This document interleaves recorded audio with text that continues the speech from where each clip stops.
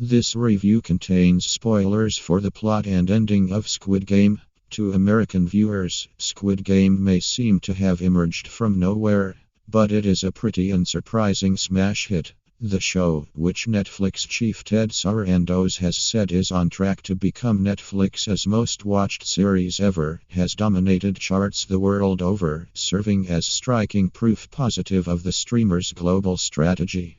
And while it's cheering that quite so many people are curious about a project that they are watching with subtitles or dubbed, little feels novel about people flocking to a project that allows them to have it both ways. Squid Game, created by Hwang Dong-hyuk, depicts a competition with some 456 entrants, in which boundless wealth is made available to whomever survives a brutal gauntlet of fatal events. These stages are borrowed from children's playground activities, lending a certain simple irony to just how brutal they become. More than half of the competitors are gunned down. For instance, in the first stage, a version of red light, green light in which those who move after red light are gunned down. This sees more than half the competition, some 200 plus people shot down, and Squid Game is hardly shy about showing viscera. The violence is at once eerily intimate and impersonal. While there's a brutal frankness to the way the competitors' lives are cut short, the shooters are masked game employees or, in the case of red light, green light, a robotic doll.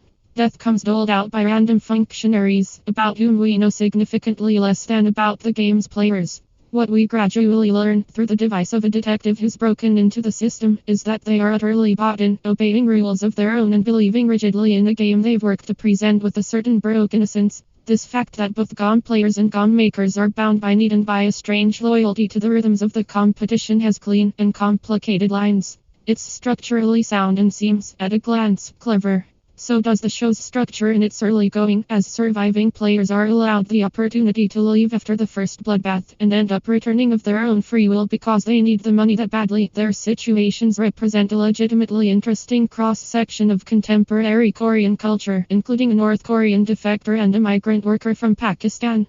Having now seen both the harsh realities they face in the game and at home, we're forced to reckon with the notion that infinitesimal odds of survival in the Squid Game might just be better than none in modern society. But this is a starting point from which the series does little in the way of development. Squid Game amplifies itself endlessly, raising the stakes and the level of inhumanity. Its opening salvo of hundreds of dead bodies seems difficult. There, as here, violence is depicted flatly, and the embellishment comes from the fussy trappings around death and gore. Murder is fetishized as a way to raise the stakes in a hazily political conversation without proposing a solution. In both Joker and Squid Game, the concept of economic equality floats thickly in the air before the killings start, with Squid Game's broad cross-section of the modern Korean underclass ultimately explored more as avatars of unluckiness or unfairness than as characters. And in both cases, exactingly composed visual landscapes respectively. 1970s score sees homage and Playland-esque neons and rustic imagery of childhood seem to have been staged in order to be disrupted by death. It's worth noting that much of Squid Game's nostalgic visual palette is drawn specifically from Korean culture, an element about which a white American critic lacks a granular understanding.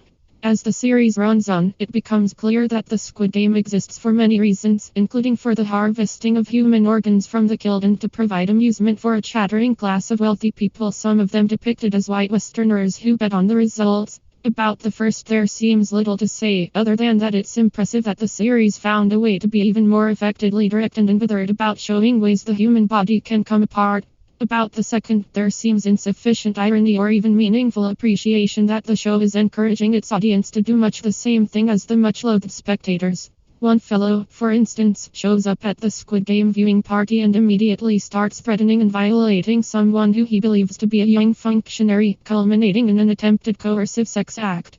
It's telling that the show feels the need to push this hard to insist that the people who'd watch the Squid Game for entertainment are so much more morally degraded than people who'd, say, simply watch Squid Game for entertainment. Like Joker, there's a having it both ways insistence that a culture that could create violence is inherently sick and deranged, while playing out a wildly overstated version of sick derangement in a manner designed to be maximally tense and amusing. To be clear, there is an obvious difference between spectatorship of real-world and fictional violence, even before Hwang's script dramatically draws it out. But it might be easier to see that distinction if the pile of bodies had been slaughtered in service of an idea more interesting than that inequality is bad. A season-closing conversation between the game's winner and its architect indicates that the game was, in its essence, designed for entertainment and to see if it is possible for people to be good. He believes that they are not, despite having seen various of the participants exhibiting teamwork, selflessness, and cooperation, but then, he was personally betrayed by the game's winner, so his feelings may be a bit raw.